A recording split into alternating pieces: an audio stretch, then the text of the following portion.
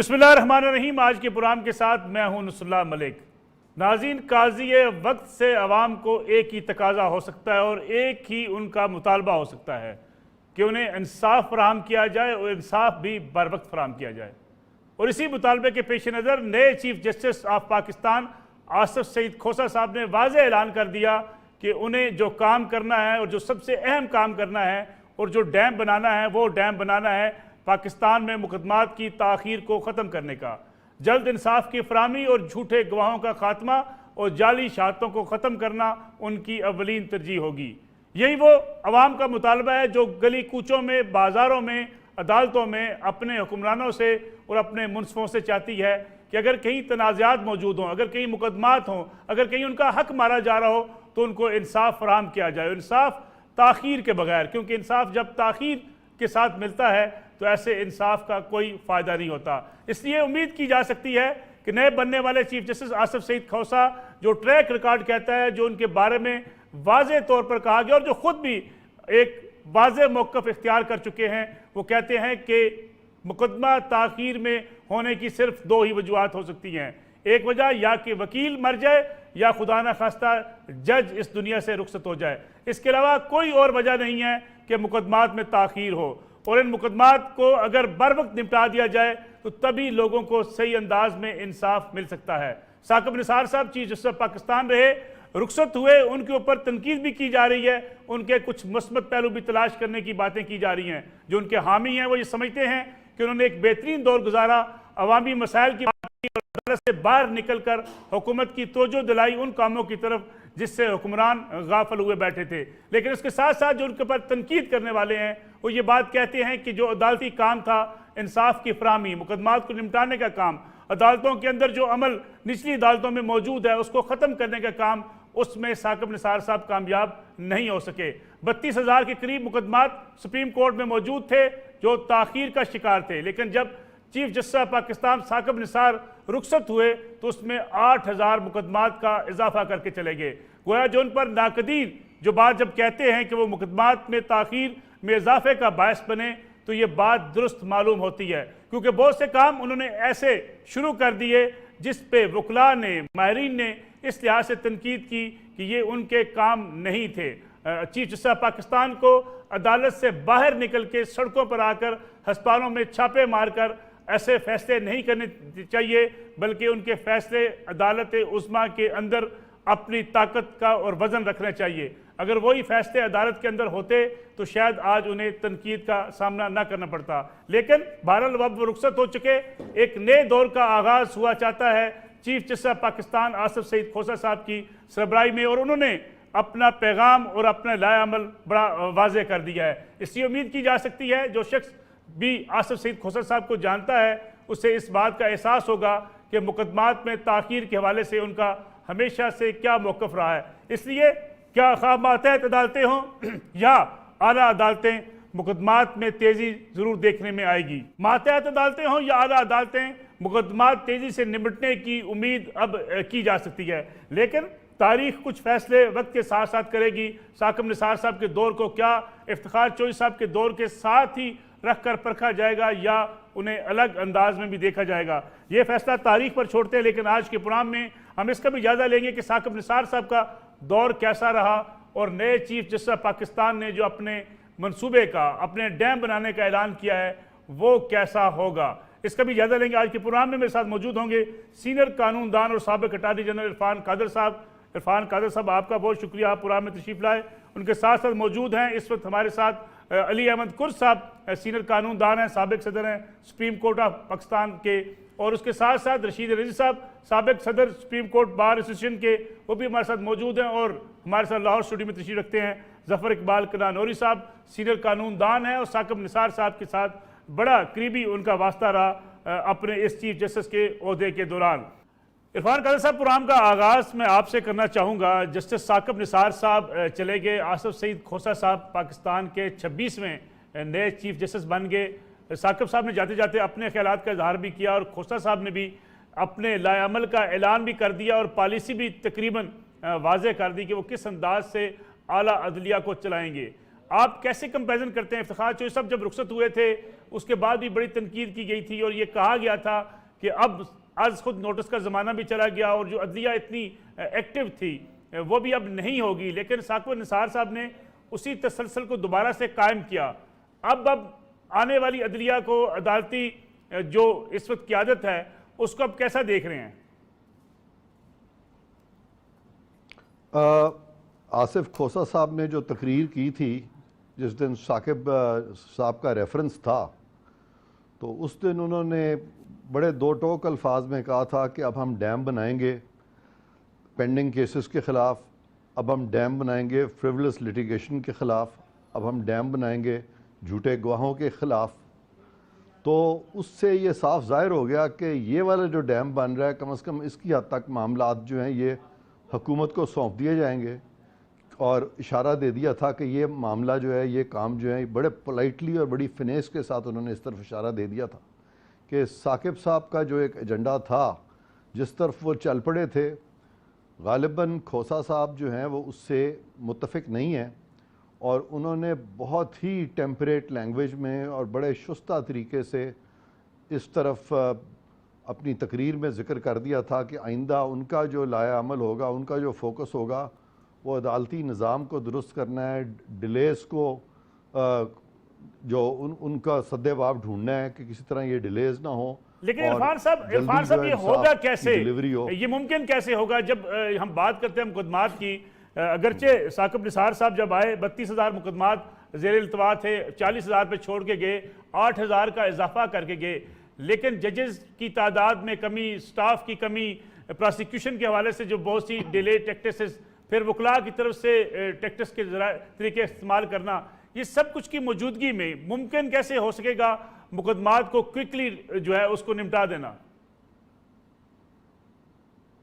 ہاں، یہ بڑا میمتھ ٹاسک ہوگا۔ ایک تو اس کی وجہ یہ ہے کہ باوجود اس کے کہ آصف کھوسہ صاحب کی کمپیٹنس پہ تو کوئی شک نہیں ہے، لیکن ان کا پیریڈ جو ایک تو 11 ماہ کا ہے، اس 11 ماہ میں وہ کتنا کچھ کر سکیں گے۔ اور یہ بھی ایک فیکٹ ہے کہ ہمارے یہاں جو نئی آئینی ترمیم آئی ہے جس کے تحت سینئر موسٹ جج کا چیف جسٹس بننا ضروری ہے، اس میں پرابلم یہ آتی ہے کہ سینئر موسٹ جج کا اگر وقت تھوڑا رہ جائے تو وہی چیف جسٹس کئی دفعہ ایک کیس میں تو 22 دن کے لیے ایک چیف جسٹس آئے، ایک کیس میں 6 ماہ کے لیے آئے۔ تو یا تو آئین میں کوئی ایسی ترمیم کی جائے کہ جو شخص بھی اپنے ریٹائر ہونے سے پہلے چیف جسٹس بن جائے تو اس کا ایک ٹینیور فکس کر دیا جائے، جس طرح کہ آرمی چیف کے 3 سال ہیں۔ پاکستان کانسٹیٹیوشن میں بھی پہلے یہی ہوتا تھا کہ 3 سال کا ٹینیور تھا چیف جسٹس آف پاکستان کا، یا 4 سال کا ٹینیور کر دیں، وہ ایک فکس ٹینیور کر دیں تاکہ چیف جسٹس اگر ایک پالیسی کو لے کے چلے ہیں تو پھر وہ، کیونکہ بہت سارا کام جو چیف جسٹس کا جو ایکسٹرا ہوتا ہے اس میں وہ ایڈمنسٹریٹو معاملات اور پھر کچھ ان کے جو بینچز بنانے کے اختیارات وغیرہ، تو وہ ایک اضافی ڈیوٹیز ہوتی ہیں چیف جسٹس کی، جس کی وجہ سے کہ چیف جسٹس زیادہ بہتر طریقے سے اکوپ ہوتے ہیں بہت ساری چیزیں کرنے کے۔ تو ان کے ایک تو ٹینیور کو، اس چیز کو دیکھا جائے کہ آیا یہ ٹینیور جو ہے اس کو فکس کیا جائے کہ نہ۔ دوسرا آپ نے فرمایا کہ یہ کیسے ممکن ہوگا۔ سب سے پہلی چیز تو یہ ہے کہ عدالتوں کو اور سپریم کورٹ کو خاص کر اپنا کام کرنا چاہیے، دوسرے اداروں کا کام کرنے کی کوشش نہیں کرنی چاہیے، کیونکہ اپنا اتنا بیک لاگ ہے، جب وہ دوسرا کام چھوڑ دیں گے اور اپنا کام شروع کریں گے تو نیچرلی ان کے پاس زیادہ وقت ہوگا کہ اپنے کام کو اٹینڈ کر سکیں۔ اور اس طرف جیسے میں نے کہا کہ نئے چیف جسٹس صاحب نے اشارہ بھی کیا۔ دوسری بات یہ ہے کہ آپ نے بات کی پروسیکیوشن کی اور آپ نے بات کی انویسٹیگیشن کی، تو آپ کی جو عدلیہ ہے وہاں پہ بھی ہمیں بہت کمپیٹنٹ عدلیہ چاہیے، اور ایسی عدلیہ چاہیے جو کہ پوری ہماری جو آل سٹیک ہولڈرز ہیں، تمام سیاسی گروپس جو ہیں، وہ جو پارلیمنٹ ہے، وہ ان میں ایک کنسنسس ہونا چاہیے اس عدلیہ کے لیے، تاکہ ایک کمپیٹنٹ عدلیہ جو ہے وہ تشکیل پائے، اور ہمارے احتساب کے ادارے جو ہیں وہ بھی کنسنسس کے ساتھ، اور احتساب کے قوانین بھی کنسنسس کے ساتھ آنے چاہیے۔ جب وہ چیز ہوگی، جب ریکوزٹ لیول آف کمپیٹنس ہوگا، تو پھر آٹومیٹکلی پروسیکیوشن جو ہے وہ بھی کمپیٹنٹ لوگوں پہ مشتمل ہوگی، اور انویسٹیگیشن والے بھی اس چیز کا خیال رکھیں گے کہ بھئی اوپر جو ٹاپ عدلیہ ہے بڑی کمپیٹنٹ ہے۔ لیکن جہاں امپریشن یہ ہو جائے کہ اوپر کمپیٹنس جو ہے اس کا فقدان ہے، تو اس سے لیٹیچیوڈ مل جاتا ہے پروسیکیوٹرز کو اور انویسٹیگیٹرز کو، اور اس میں پھر سارے کا سارا نظام سفر کرتا ہے۔ تو یہ تمام جو چیزیں ہیں یہ پارلیمنٹ میں قانون سازی کے ذریعے اگر انیشیٹ کی جائیں اور ساتھ ساتھ کورٹس جو ہیں وہ بھی اس ساری چیز کو اپنا کام پہ زیادہ فوکس دیں، زیادہ وقت دیں اور دوسروں کا کام نہ کریں، تو یہ بالکل اچیویبل ہے۔ اور پھر جو ایک آخری بات کہ یہ جو جوڈیشل پریسیڈنٹس میں جو بہت سارا تضاد پیدا ہو گیا جس کی وجہ سے کہ عدلیہ پہ بہت سی تنقید بھی آئی ہے، ان کو بھی اگر ریوزٹ کیا جائے تو میرا خیال ہے کافی امپروومنٹ ہو سکتی ہے سسٹم میں۔ ٹھیک ہے، میں آپ کی طرف واپس آتا ہوں۔ عرفان قادر صاحب، علی احمد کر صاحب بھی ہمارے ساتھ موجود ہیں، سابق صدر سپریم کورٹ بار کے۔ کر صاحب بہت شکریہ پروگرام میں وقت دینے کا۔ یہ بتائیے گا کہ جو ابھی نئے چیف جسٹس پاکستان آئے آصف سعید کھوسہ صاحب، انہوں نے اپنی پالیسی بڑی واضح کر دی ہے۔ ابھی عرفان قادر صاحب جو بات کر رہے تھے کہ عدلیہ کو بھی سوچنا پڑے گا کہ عدلیہ کا جو اپنا کام ہے اسی پہ اگر عدلیہ فوکس کرے گی تب بھی جا کے عدلیہ کی رسپیکٹ بھی بڑھ سکتی ہے، مقدمات بھی نمٹائے جا سکتے ہیں اور تمام ادارے اپنی حدود میں رہ کر کام بھی کر سکتے ہیں۔ کیا آپ سمجھتے ہیں کہ کہیں نہ کہیں ماضی میں افتخار چوہدری صاحب نے جب از خود نوٹس لیے اس پہ بھی بڑی تنقید ہوئی، ثاقب نثار صاحب کا دور گزرا، آج بھی ان کے اوپر بڑی تنقید کی جا رہی ہے، تو عدلیہ جب ان معاملات میں جو خاص طور پہ عوامی مسائل ہیں اس پہ اگر توجہ نہیں دے گی تو کیا آپ سمجھتے ہیں کہ حکومت کے اوپر اس سارا کچھ چھوڑ دینا چاہیے؟ دیکھیں نا، السلام علیکم، جیسے آپ نے کہا کہ مجھے بڑی حیرانی ہوتی ہے کہ ثاقب نثار صاحب اتنے پڑھے لکھے اور چیف جسٹس کے اعلیٰ منصب پہ جو ہے فائز ہوئے، انہوں نے بھی چودھری افتخار صاحب کی جو بھی پریسیڈنٹ یہ جو ایرا تھا اس سے بجائے کوئی اچھے کے بجائے انہوں نے ٹریڈیشن کو جو ہے انہوں نے فالو کیا۔ نتیجہ یہ نکلا کہ ہمیشہ میں کہتا رہا ہوں کہ چودھری افتخار صاحب کو بھی سو موٹو ایکشن کے جب اس سے کچھ نہیں ملا، اسی طرح ثاقب نثار صاحب کو بھی کچھ نہیں ملا۔ اب جتنی بھی تنقید ہے اس وقت میں بہت احترام سے میں کہتا ہوں، ہم تو دیکھیں لائرز ہیں، ہمارا صبح شام عدالتوں سے کام ہے، میں بحیثیت ایک ذمہ دار کے میں یہ کہتا ہوں کہ اس وقت وکلا میں اور عدالتوں کے درمیان ایک بہت بڑی خلیج پیدا ہو گئی ہے، ریلیشنز میں ہمارے تعلقات میں ایک بہت بڑی دراڑ آ گئی ہے، اور اگر اس کو اگر میٹ آؤٹ نہیں کیا گیا، اگر اس معاملے کو سمجھا نہیں گیا تو میں سمجھتا ہوں کہ ایک بگاڑ پیدا ہو سکتا ہے۔ قرۃ صاحب، دراڑ کی وجہ کیا، آپ بنیادی وجہ کیا قرار دیتے ہیں، کیا وجہ ہے؟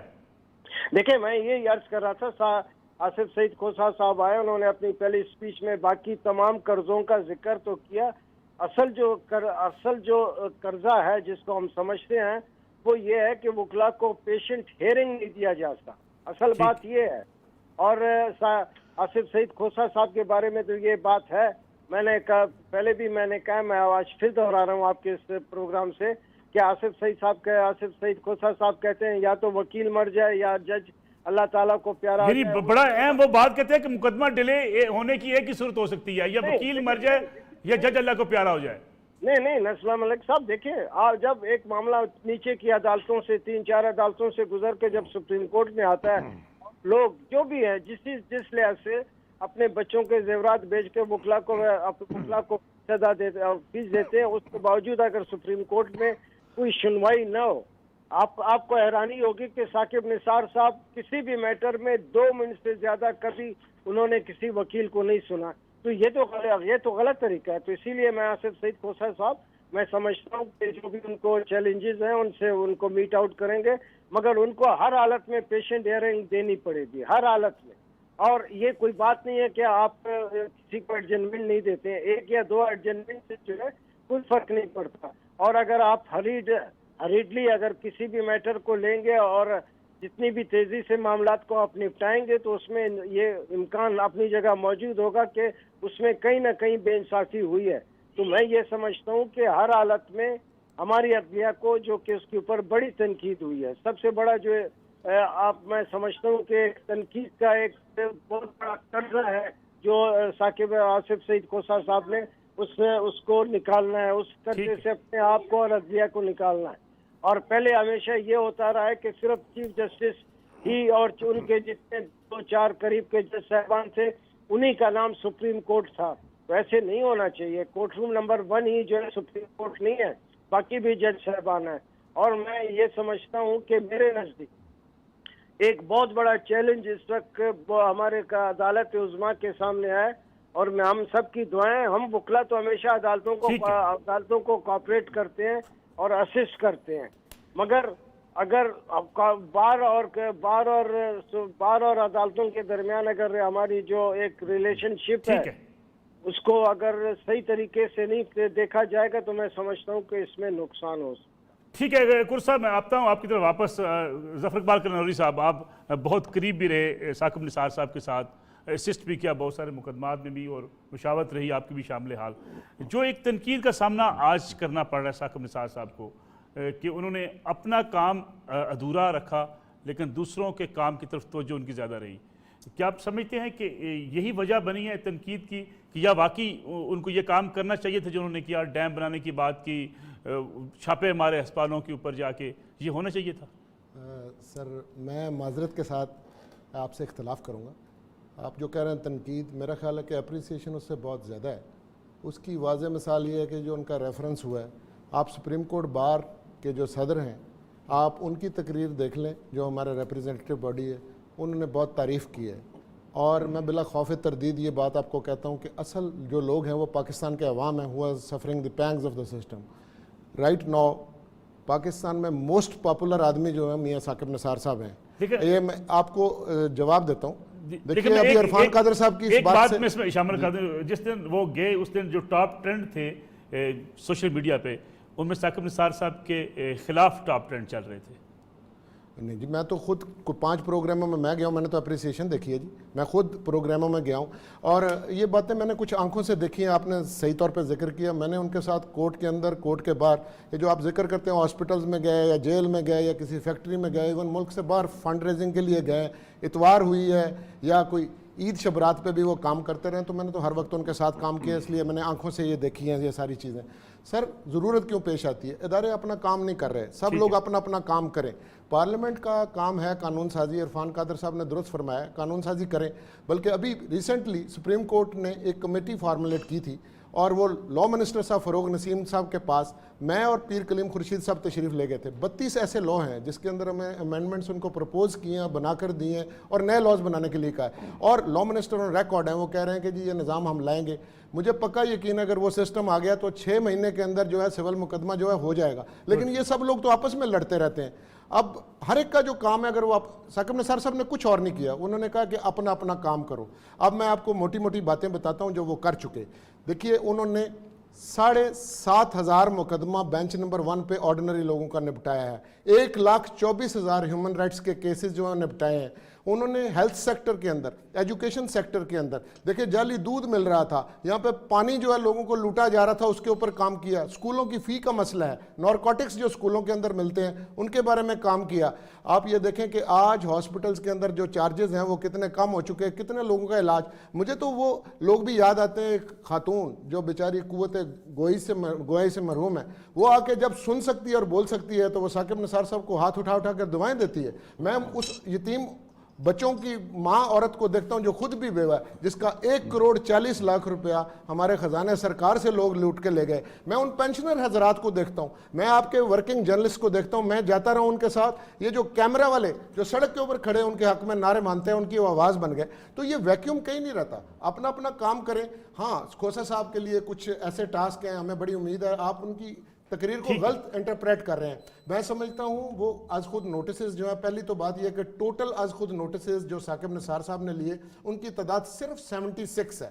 یہ باقی جو کیسز ہیں نا اوریجنل جورسڈکشن کے، ہیومن رائٹس، وومن رائٹس، اور لوگ ان کو بھی از خود نوٹس لے لیتے ہیں، تو ان میں سے وہ بیشتر اب نپٹا کے گئے ہیں۔ اور اس سے پہلے بھی زلہ صاحب نے یہ اسٹوڈنٹ کا کیس کیا، برک کلنز کا کیس کیا، بڑے بڑے ڈیسنٹ مقدمات جو ہیں افتخار چودھری صاحب نے بھی کیا۔ جوڈیشل ریسٹرینٹ کا بھی ایک پرنسپل ہے، بیلنس ہونا چاہیے۔ لیکن افتخار چودھری صاحب کے بعد والی جو سپریم کورٹ تھی وہ تو ایسے لگتا تھا مر گئی ہے۔ آپ پٹرول جتنا مرضی مہنگا کر دیں، لوگوں کے اوپر جتنا مرضی قرام لیں، تو کسی نے تو سننی ہے۔ کوسا صاحب نے اگلے دنوں میں ایک بات کی ہے، سی پیک کی کانفرنس ہوئی، اس کا یہ کمنے کیا ہے، وہ کہتے ہیں کہ جی 3 ٹیئرز جو ہے نا ان پر جا کے سارا کام ہو جانا چاہیے۔ اگر لوور کورٹس کام کر رہی ہیں اور ہائی کورٹ تک ہو جائے تو امریکہ کے اندر سپریم کورٹ خالی پڑی ہے, انڈیا میں خالی پڑی ہے, تو باقی تو لوگ لوڈ کام آتا نہیں ہے. کرتے, تو اب ویکیوم میں جب ایک بندہ کام کرے گا باقی لوگ کام نہیں کرتے, تو یہ تنقید بجا ہے.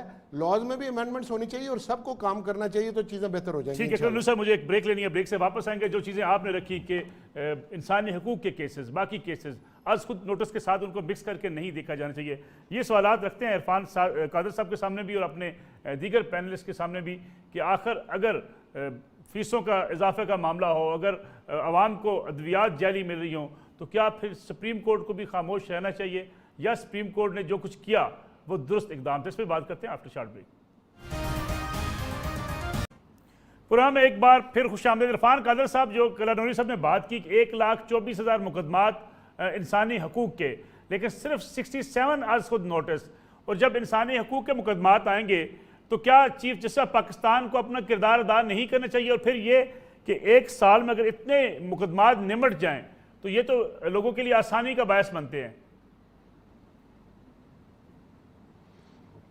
یہ کلانوری صاحب جو فرما رہے ہیں بالکل ان کا یہ پرسیپشن ہے, اور ان کے سامنے ضرور ایسے کیسز آئے ہوں گے جہاں پہ کہ بہت سارے لوگوں کی پرابلمز کو بھی انہوں نے چیف جسٹس صاحب نے ایڈریس کیا ہوگا, اور ہوئی بھی ہیں پرابلمز ایڈریس بہت سارے لوگوں کی. فار ایگزامپل اسکولوں کے معاملے میں جو انہوں نے آرڈر کر دیا تھا کہ ان کی فیسیں جو ہیں وہ کم کر دی جائیں, اور وہ فیسیں کم ہو, اس کے اوپر امپلیمنٹ کرنے کی انہوں نے کافی کوشش بھی کی تھی. اب کب تک وہ رہے گا, لیکن انہوں نے بالکل فیسیں کم کی تھیں, جو کہ بہت سارے پیرنٹس جو افورڈ نہیں کرتے تھے اس بات پہ بہت خوش تھے.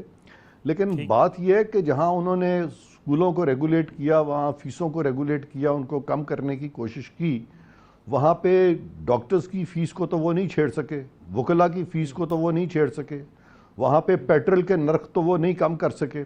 میں سمجھتا ہوں کہ مفاد عامہ میں جو سب سے بڑا مفاد عامہ کی چیز ہوتی ہے وہ ڈیو پروسیس ہوتا ہے. وہ جب ڈیو پروسیس سے ہٹ گئے اور مفاد عامہ کو انہوں نے سمجھا کہ ڈیو پروسیس سے ہٹ کے اگر اس کو ایڈریس کریں گے تو یہ چیز جو ہے میں سمجھتا ہوں وہ آئین میں جو حدود و قیود تھیں عدلیہ کے لیے, فار ایگزامپل انہوں نے عدالت کے باہر بھی ایک عدالت لگانی شروع کر دی. ججز جو ہیں ان کا کام ہے عدالت کے اندر بیٹھ کے جوڈیشل کام کرتے ہیں, وہ سڑکوں پہ نکل گئے اور انہوں نے اسکولوں کے معائنے شروع کر دیے, ہسپتالوں کے معائنے شروع کر دیے, انہوں نے دوسرے اداروں کے معائنے شروع کر دیے, اور پرائیویٹ اور پبلک انٹرپرائزز میں جا کے تو ان کے معاملوں کو بھی ریگولیٹ کرنے کی کوشش کی. تو یہ تمام چیزیں جو ہیں یہ ان کے کوڈ آف کانڈکٹ کے مطابق جوڈیشل ورک میں نہیں آتی, اور وہ یہ نہیں کر سکتے تھے. اور وہ ان اے وے وہ جو آئین میں لکھا ہے کلاس 2 آف آرٹیکل 175 میں کہ نو کورٹ شیل ہیو جورسڈکشن ٹھیک which is not conferred on it by the constitution and the law, یعنی کہ کسی عدالت کو کوئی اختیار ایسا حاصل نہیں ہوگا جو کہ اس کو آئین یا قانون نے تفویض نہ کیا ہو. جسٹس افتخار چودھری صاحب نے جس جوڈیشل ایکٹیویزم کا ابتدا کی تھی, انہوں نے اس کی انتہا بھی کر دی اور جوڈیشل ایکٹیویزم سے نکل کے جوڈیشل اوور ریچ کا اور شدید جوڈیشل اوور ریچ کا شکار ہوئے. اور غالباً اسی وجہ سے جو موجودہ چیف جسٹس ہیں ان کو یہ کہنا پڑا کہ اب ڈیم ہم اور طرح کے بنائیں گے, اور وہ ہم انصاف کے رستے میں جو رکاوٹیں ہیں ان کے خلاف ڈیم بنائیں گے. ٹھیک ہے. رشید رضوی صاحب, سابق صدر سپریم کورٹ بار ایسوسیشن کے سینئر قانون دان. رشید رضوی صاحب, یہی سوال میں آپ کے سامنے رکھنا چاہوں گا کہ تنقید بھی ہوگی ثاقب نثار صاحب کے اس مدت کے اوپر کہ جس دورانیے کے دوران انہوں نے جو کچھ کیا, جس انداز سے انہوں نے اپنے عہدے پر ہوتے ہوئے اپنے اختیارات کا بھی استعمال کیا.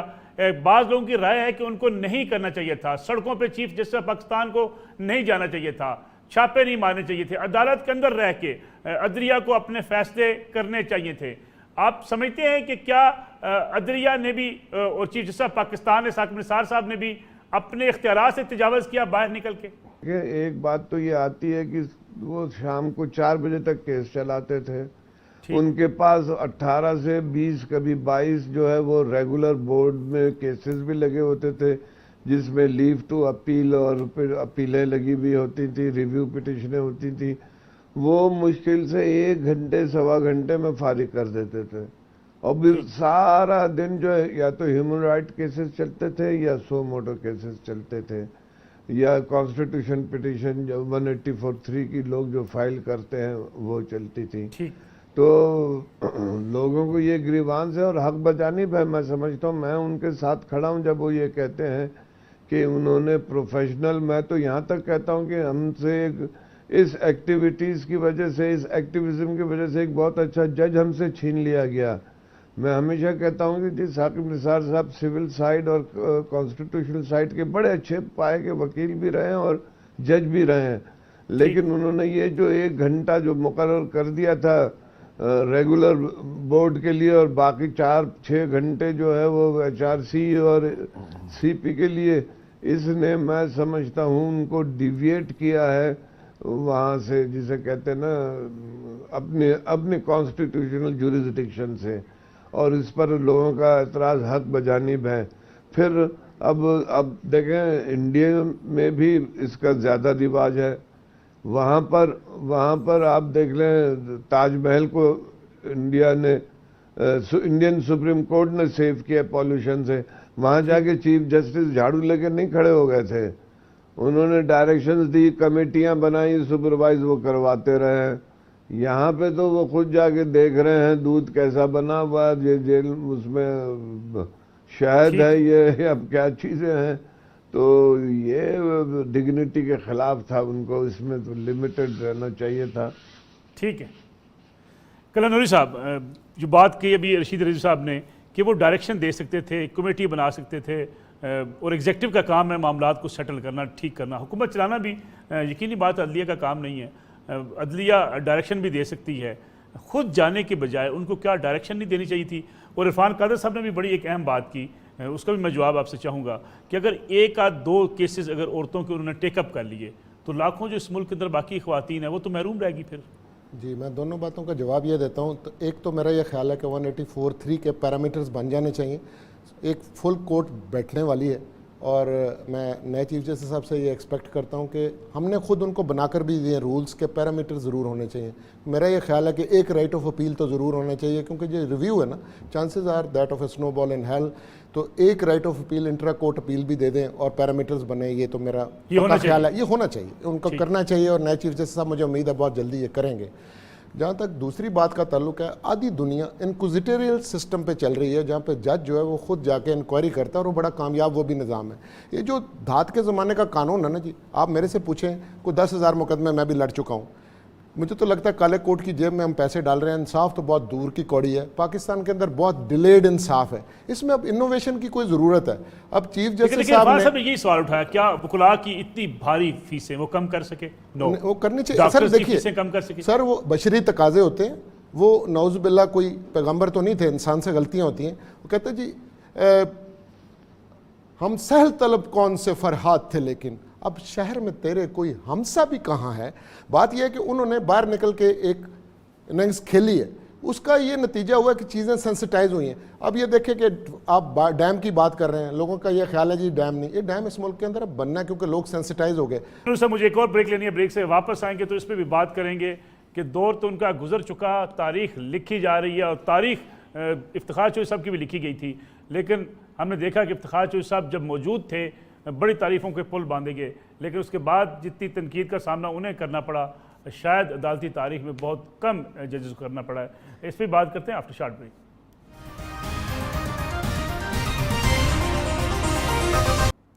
پروگرام میں ایک بار پھر خوش آمدید. عرفان قادر صاحب, بعض مبصرین تجزیہ کار 184(3) میں تبدیلی کا مطالبہ بھی کر رہے ہیں. کلن نوری صاحب بھی کہہ رہے ہیں کہ ڈیفائن کرنے کی ضرورت ہے اور ترمیم ہو سکتی ہے. کیا آپ سمجھتے ہیں کہ اس میں تبدیلی ہونی چاہیے؟ اس کے ساتھ ساتھ جو نئے چیف جسٹس آصف سعید کھوسہ صاحب, انہوں نے بھی کہا کہ سو موٹو کا اختیار وہاں استعمال ہوگا جہاں دوسرا حل موجود نہ ہو. جی میں آتا ہوں اس پہ بھی کہ 184(3) جو ہے اس پہ کس طریقے سے اس کو ہمیں پرسو کرنا چاہیے, اس پہ میں آتا ہوں. لیکن وہ ابھی چونکہ کلن نوری صاحب نے میرے بات کے جواب میں ایک بات کی تھی جہاں میں نے کہا تھا کہ چند خواتین کے کیسز ٹیک اپ ہوئے, لیکن بہت ساری جو زیادہ تر خواتین جو ملک کی ہزاروں لاکھوں خواتین ہیں جن کے کیسز ہیں وہ نہیں ٹیک اپ ہوئے.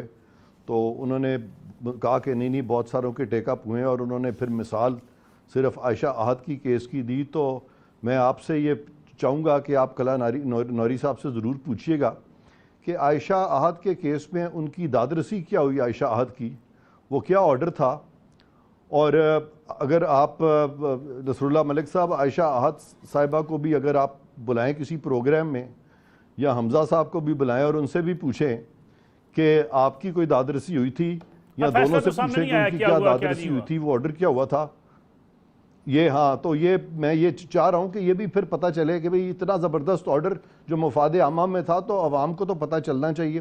اب میں دوسری طرف آتا ہوں آپ کے اس سوال کی طرف جو آپ نے کیا کہ 184(3) میں سپریم کورٹ کو، یہ بالکل انہوں نے کلا نوری صاحب ٹھیک فرما رہے ہیں کہ یہ معاملہ جو ہے یہ سپریم کورٹ کے کرنے کا ہے. 184(3) کی جورسڈکشن انووک، 184(3) کی جورسڈکشن جو ہے وہ چیف جسٹس اکیلے نہیں ان آئسولیشن انووک کر سکتے، اور اس پہ کچھ جج صاحبان کے تحفظات بھی آئے ہیں.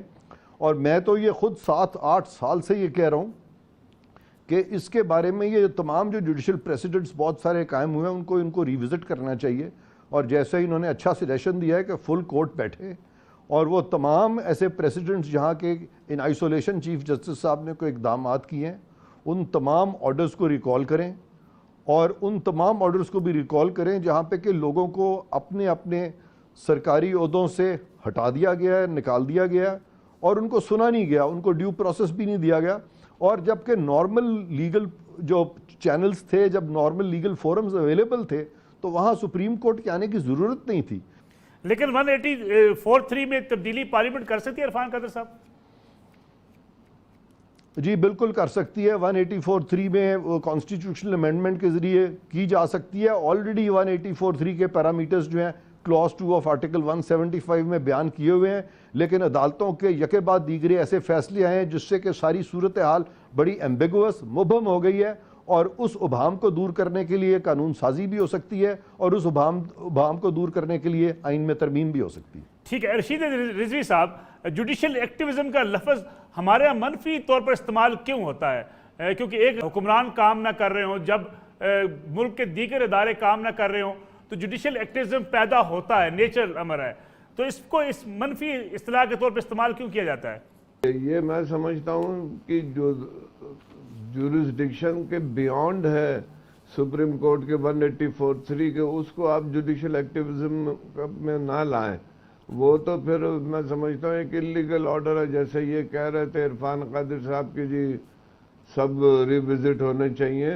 اگر یہ پینڈورا باکس کھل گیا عرفان صاحب تو میں تو کہوں گا کہ جو ایک گھنٹے میں آپ نے 20 اپیلیں اڑا دی ہیں ان کو بھی ریوزٹ کریں کہ کتنا کیس تھا، کچھ کسی کو سنا نہیں. کوئی ججمنٹ سائٹ کرتا تھا وہ کہتے تھے اوور رول، بغیر دیکھے ہوئے اوور رول، نیکسٹ کیس. تو دیکھیں نا، میں نے ہمیشہ کہا ہے 184(3) جو ہے ایک پازیٹیو چیز ہے، لیکن اس کو بڑا نگیٹو انداز سے استعمال ہوئی ہے پچھلے دنوں میں. اگر آپ اس کو لمٹ نہیں کریں گے تو کوئی بھی نیا جج آئے گا، چیف جسٹس، وہ اسی طرح سے انٹرپریٹ کرے گا. اور اتنے ججمنٹ اب آ گئے ہیں تو کسی بھی چیف جسٹس کا اس کے دائرہ اختیار سے نکل کے جانا بڑا مشکل ہو جائے گا. تو میں اس بات سے کرتا ہوں کہ یہ کام بیسیکلی ہمارے پارلیمنٹ کا تھا جو 18ویں ترمیم میں کرنا چاہیے تھا، نہیں کر سکے. ابھی بھی وقت ہے بیٹھ کے اس کو آرگنائز کریں، اس کو ریگولیٹ کریں تاکہ آئندہ کے لیے اس قسم کے واقعات نہ ہوں. ٹھیک ہو گیا. کلا نوری صاحب، سو موٹو کا اختیار وہاں استعمال ہوگا جہاں کوئی اور حل موجود نہ ہو. آصف کھوسہ صاحب نے، چیف جسٹس آف پاکستان نے بڑا واضح ایک ڈائریکشن دے بھی دی ہے.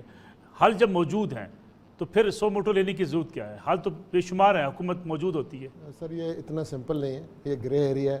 یہ سارے میرے سینئر کولیگ بھی اس سے ایگری کر رہے ہیں کہ ہمیں اس کے پیرامیٹرز بنانے پڑیں گے، رولز بنیں گے، اور اگر پارلیمنٹ میں متحرک ہو جائے تو بہت ضروری ہے کہ وہ اس میں امینڈمنٹ کر دیں. ابھی یہ لوگوں کا مختلف پوائنٹ آف ویو ہے. ایک دوسری بات بڑی ضروری ہے، وہ یہ ہے کہ ہماری جو ججز کی اپوائنٹمنٹ ہوئی ہے نا، وہ میرٹ پہ نہیں. آرٹیکل 175(a) اس کا استعمال بہت غلط ہوا ہے.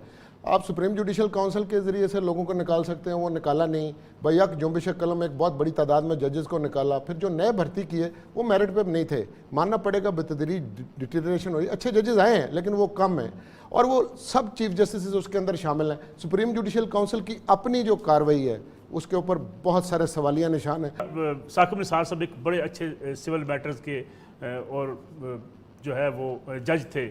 سر اس سے میں ایک بات کرنا چاہتا ہوں، سیول میٹرز کے نہیں، میں یہ بات کہتا ہوں کہ پاکستان کی پوری ہسٹری میں تمام برانچز آف لا کے اوپر سیول کی، ٹیکسیشن پہ، کارپوریٹ سائڈ کے اوپر، ایون ریسنٹلی ابھی آپ دیکھیں انہوں نے ایک ججمنٹ دیا، یہ پٹواری کلچر سے نجات دلائی ہمیں، لیکن ساتھ انہوں نے لیکن کا لفظ استعمال کیا، یعنی شہرت کی خواہش ان کو ان چیزوں سے دور لے گئی اور ایک اچھے جج سے عدلیہ محروم. سر لیٹ دی ہسٹری جج، یہ ابھی ہم it is too early in the day, ہماری یہ پرابلم ہے کہ جو جانے والا ہوتا ہے. لیکن ایک بات میں آپ کو کمپیئر کروں کہ افتخار محمد چودھری صاحب کی تحریک کے اندر ہم سب لوگ شامل رہے ہیں، وہ جب ریٹائر ہوئے تھے تو سر اس طرح کی بات نہیں تھی، جس نے کچھ کیا نہیں اس پہ تنقید نہیں ہوتی. جب آپ تنقید تو لوگ کرتے ہیں، زندہ لوگوں پہ تنقید ہوتی ہے، کچھ کرنے والے پہ تنقید ہوتی ہے. کسی ہومیوپیتھک پہ کیا تنقید ہوتی ہے؟